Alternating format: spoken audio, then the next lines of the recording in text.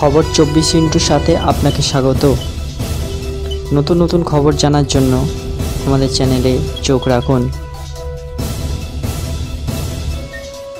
নমস্কার দর্শক বন্ধুরা, স্বাগত আমাদের এই চ্যানেলে। কার্ডিলিয়া মাদক তল্লাশি মামলায় শাহরুখ পুত্র আরিয়ান খানের ভূমিকা তদন্তে এবং তাকে নির্দোষ প্রমাণিত করার জন্য নার্কোটিক্স কন্ট্রোল ব্যুরোর একটি বিশেষ তদন্তকারী দলের নেতৃত্ব দেওয়া ব্যক্তিগত police service officer Sanjay Kumar Singh ব্যক্তিগত কারণে চাকরি থেকে স্বেচ্ছা অবসর নিয়েছেন।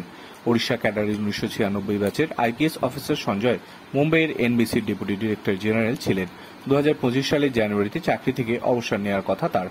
তবে চলতি বছর 29 ফেব্রুয়ারি, প্রায় এক বছর আগে ভিআরএস এর জন্য আবেদন করেন তিনি। গত 16 এপ্রিল তার আবেদন মঞ্জুর করে সরকার।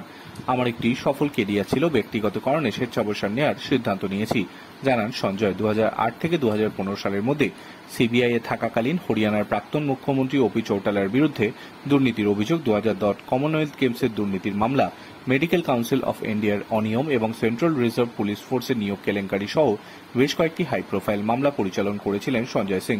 সঞ্জয়ের বস এনবিসির ডিরেক্টর জেনারেল এস প্রধান বলেন, সঞ্জয় সিং একজন প্রতিশ্রুতিবদ্ধ পেশাদার, যিনি প্রতিটি জায়গায় কাজ করেছেন।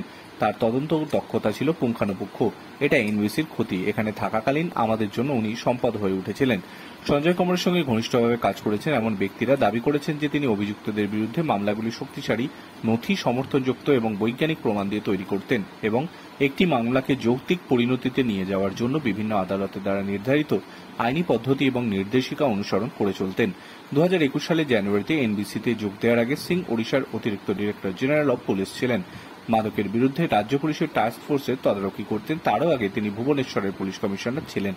আরিয়ান খান মামলায় তদন্ত চলাকালীন সঞ্জয় তার তদন্তের তদারকি করতে একাধিকবার মুম্বাই সফর করেছেন এবং সমস্ত বিবৃতি খতিয়ে দেখেন, যার পরে বিশেষ দল এই সিদ্ধান্তে পৌঁছয় যে আরিয়ানকে অভিযুক্ত করার মতো কোনো প্রমাণ তাদের হাতে নেই।